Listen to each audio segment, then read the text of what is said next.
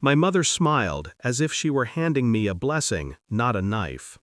"We're passing the car his parents gave you over to your sister," she said, her tone light, rehearsed. My sister laughed, all teeth and champagne. "Relax, it's just a car." And my groom, my new husband, looked at them both and said nothing. That silence told me everything. The guests clinked their glasses, oblivious. My dress shimmered under the lights, 1,000 sequins catching the lies in the room. I smiled, too. That's the trick. When the floor collapses beneath you, you don't scream, you just memorize who built the trapdoor. 2 years earlier, I thought love meant sacrifice. He'd been gentle, patient, the kind of man who listened instead of talked. My mother adored him. My sister flirted with him, harmlessly, I thought, and I believed, stupidly, that their affection for him was an extension of their love for me. I worked double shifts to help with the wedding fund. My mother promised to match every dollar I saved. She didn't. She never does. My sister would forget to send her share for the venue, always with a giggle and a "you're the responsible one." I told myself families were messy, not malicious. I told myself that. A lot. The first crack came small. A misplaced text on his phone. A message from my sister, something about keeping it between us. He said it was about a surprise gift for me. I wanted to believe him, so I did. Then came the days he stayed late. The weekends he visited his parents. The perfume I didn't wear lingering in his car. My car, the one his parents had given me when we got engaged. The same one my mother had just passed to my sister, as if it were hers to give. I didn't cry. I didn't ask questions. I watched. I learned that silence is a scalpel. You can cut cleaner when no one hears you coming. I went to my mother's house one Sunday, alone. She was cooking, humming, pretending not to know she'd already sold me out.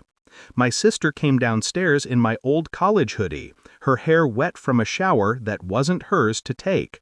I smiled and asked for coffee. We sat together, the three of us, talking about wedding plans as if nothing was rotting underneath. Every word they spoke became a note in the symphony I was composing, one called Retribution in D minor. The next day I called the bank. The car was registered under my name, financed through my credit. My mother's little transfer was a fantasy, so I moved the title, legally, permanently, into a trust. My trust. Then I changed the beneficiary on the wedding insurance policy. Small details, no one noticed. My fiancé's business, his precious tech startup, had one investor, me. $50,000 quietly borrowed from my savings for our future. I transferred my share back to myself, citing breach of contract. The company account froze. He thought it was a glitch. I didn't correct him. At the wedding, he looked beautiful. Guilt makes men glow, I've noticed.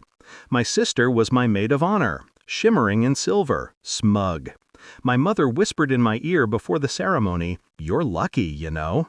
I was, just not for the reasons she thought.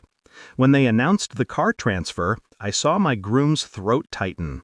He knew what it meant, that my mother and sister weren't acting alone, that I knew, that he was part of it. He turned to me then, waiting for the explosion, but I only tilted my head and said, "It's fine." And it was, because 2 hours before the ceremony, I'd visited the lawyer, signed the annulment papers, filed under fraud, quietly, efficiently.